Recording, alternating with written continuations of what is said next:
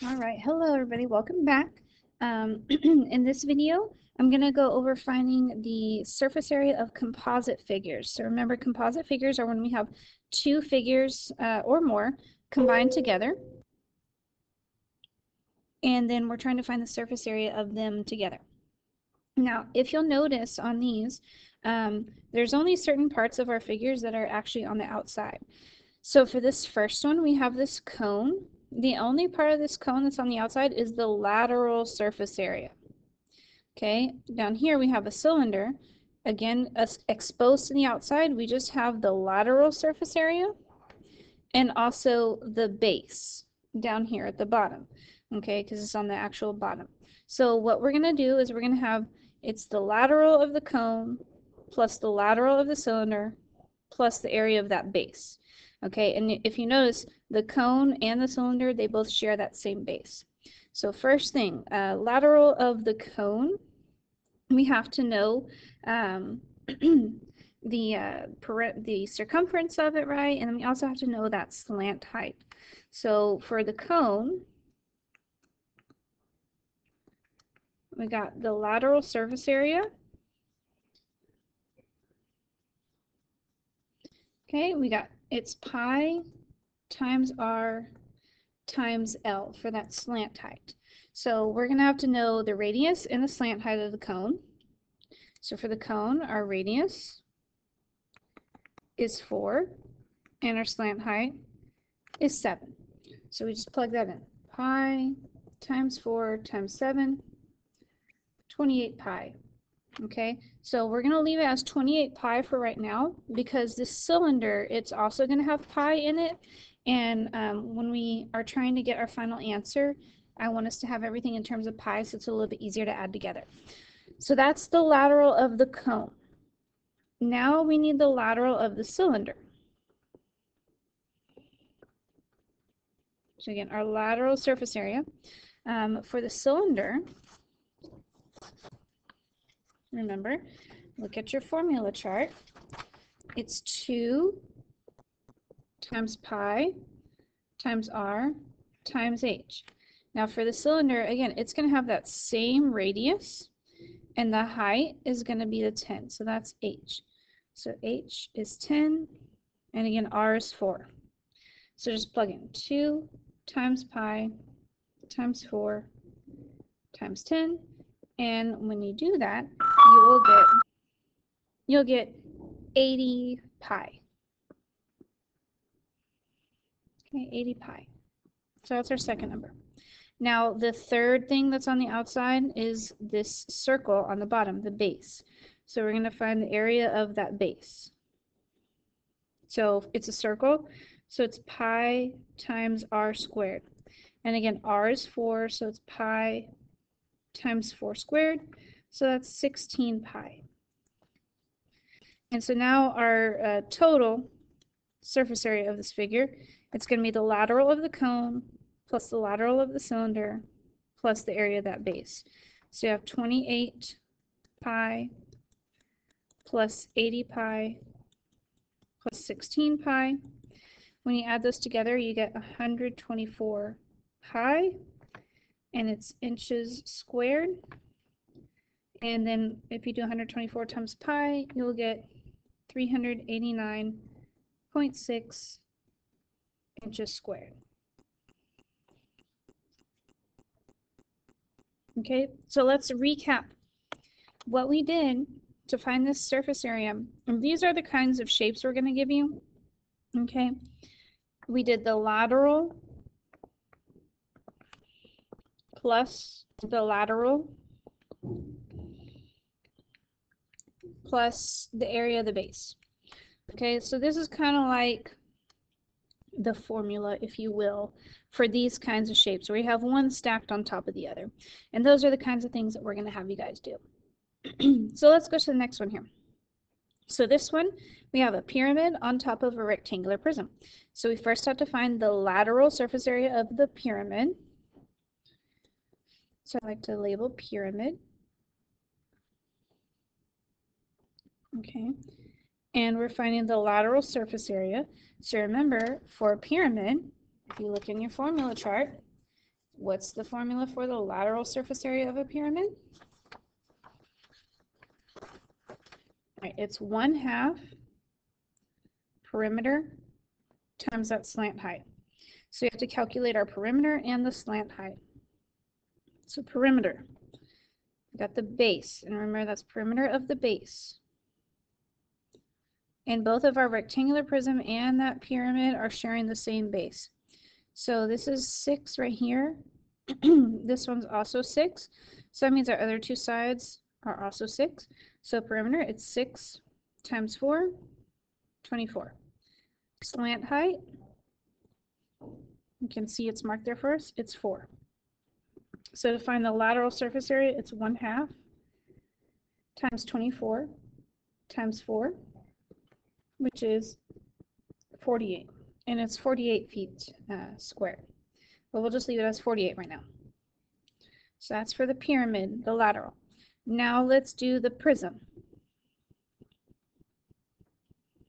Okay, and again, this is just the lateral.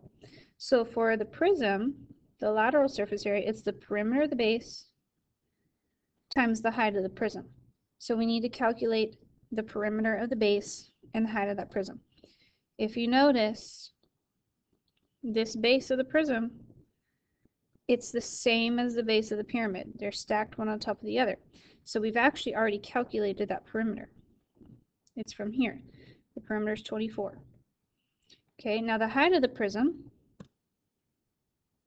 is the distance between the two bases. So here's our two bases of our prism. So this is our height, and our height is 3. So h is 3. So the lateral surface area, 24 times 3, which is 72. So that's the lateral of the pyramid and the lateral of the prism. And now we need to figure out the area of the base. So this is big B. And remember, the pyramid and the prism, they share the same shape base. So the area of it is the same here. So, and we're just looking at the bottom one, because that's the one that's going to be on the outside. So this right here is a square. So it's base times height, right? So each side is 6, so 6 times 6, 36. So that's the area of your base. And so now to find the total surface area, you do the lateral, 48, plus the other lateral, 72, plus the base, 36, and you get 156 feet squared. So again, on these problems, it's lateral plus the lateral plus the area of the base. All right, number 3. On this one, we have a triangular prism. I'm sorry, the triangular prism on the bottom, and a triangular pyramid on top. So we've got to do the lateral of the pyramid, the lateral of the prism, and then the base of the prism down here. So this is our base. Okay, so pyramid. Okay, the lateral surface area, it's 1/2 the perimeter of the base times the slant height. So you have to calculate the perimeter. So the perimeter of that base, okay, remember, here's the base of our pyramid. Okay, it says this side is 8, this side over here is 8, and on the bottom, this one's labeled 8. So this is going to be the same thing. So it's 8, 8, and 8. So 8 times 3, 24. Slant height is 7. So we just plug in 1/2 times 24 times 7, which will give you 84. Okay, and that was the pyramid. Now we're going to do the prism. Okay, we have to calculate again the perimeter of the prism and then the height of it, because the lateral surface area is the perimeter times the height. So since the pyramid and the prism share the same shape base, the perimeter is going to be the same. So we already know the perimeter is 24. Now the height of our prism, that's the distance between the two bases.